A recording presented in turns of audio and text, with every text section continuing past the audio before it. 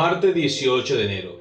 Carne y sangre como nosotros. El título de la lección para el día de hoy.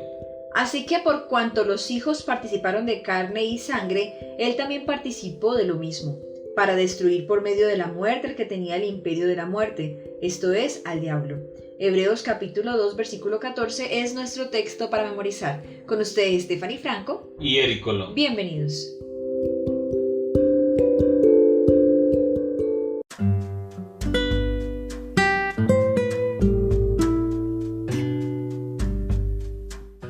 Hebreos dice que Jesús adoptó nuestra naturaleza humana para poder representarnos y morir por nosotros.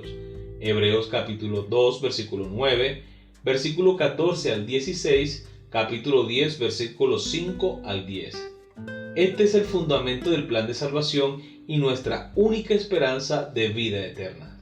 Vamos a leer Mateo capítulo 16, versículo 17, Gálatas capítulo 1, versículo 16, 1 Corintios capítulo 15, versículo 50 y Efesios capítulo 6, versículo 12.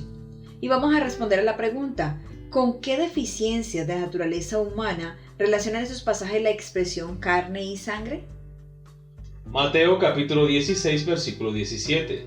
Entonces le respondió Jesús, bienaventurado eres, Simón, hijo de Jonás, porque no te lo reveló carne ni sangre, sino mi Padre que está en los cielos. Gálatas capítulo 1, versículo 16. Revelar a su Hijo en mí, para que yo le predicase entre los gentiles, no consulté enseguida con carne y sangre. Primera de Corintios capítulo 15, versículo 50.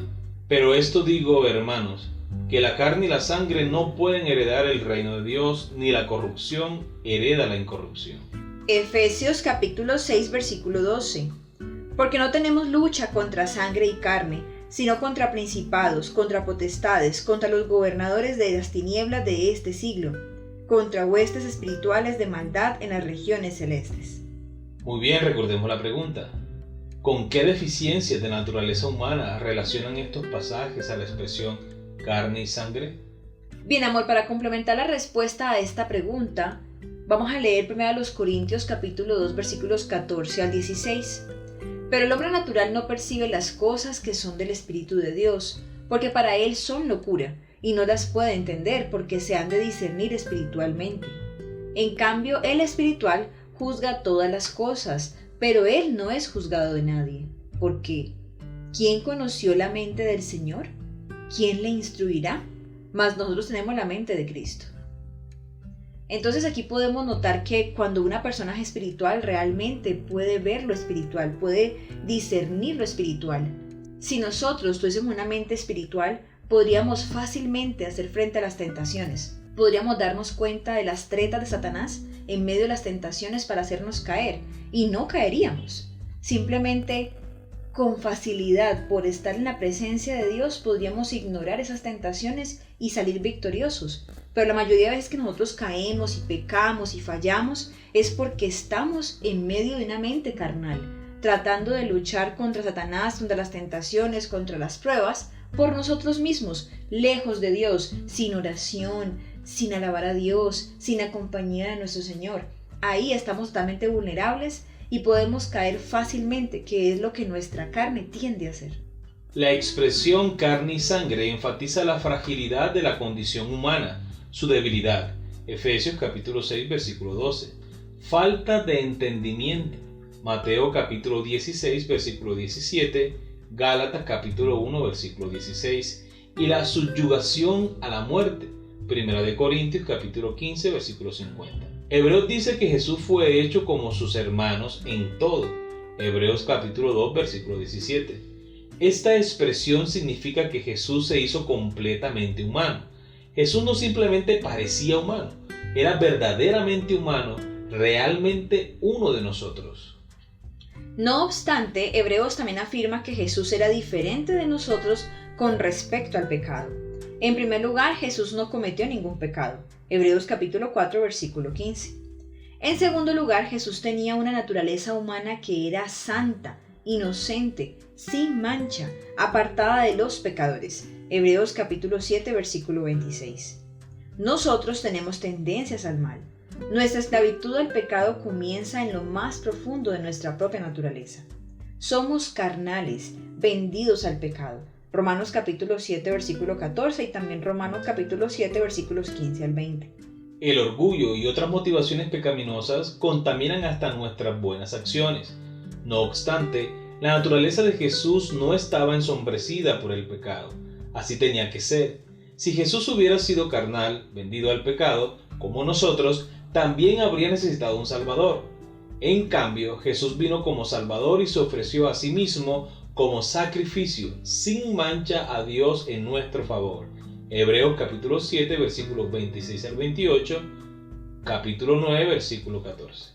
Luego Jesús destruyó el poder del diablo al morir por nuestros pecados como la ofrenda inmaculada, y así logró nuestro perdón y reconciliación con Dios. Hebreos capítulo 2, versículos 14 al 17.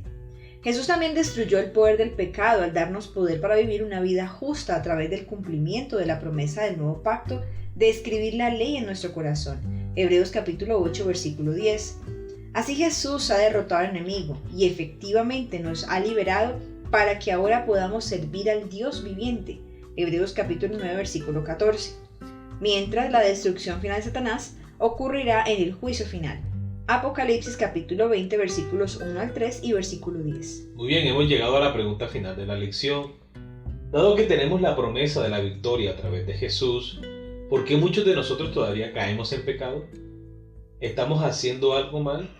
Y más aún, ¿cómo podemos empezar a vivir a la altura del elevado llamamiento que tenemos en Cristo Jesús? Bueno, yo creo que lo primero que tenemos que tener en cuenta, amor, es que justamente como mencionaba hace un rato, caemos, fallamos, volvemos a cometer los mismos errores. Es porque nos alejamos de Dios, es porque no estamos en constante comunicación con Él.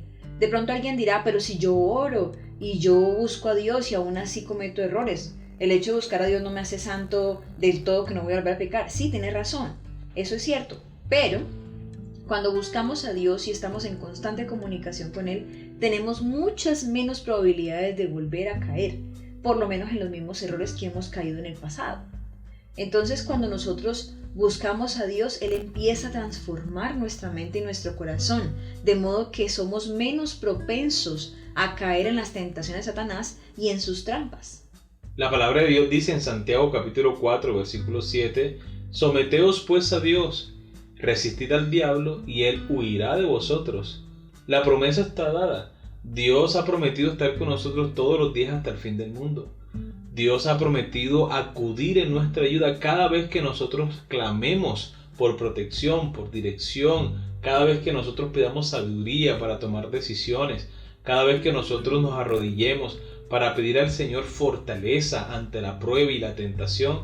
Dios estará allí para fortalecernos. Del mismo modo como el Padre asistió a Jesús en medio de la tentación en el desierto, del mismo modo nosotros seremos asistidos por los ángeles poderosos del Señor para guardar nuestro pie sin caída. Amén. Muy bien, queridos amigos y hermanos, hemos llegado al final de la lección para el día de hoy. Les esperamos mañana para una nueva lección. Que Dios les bendiga.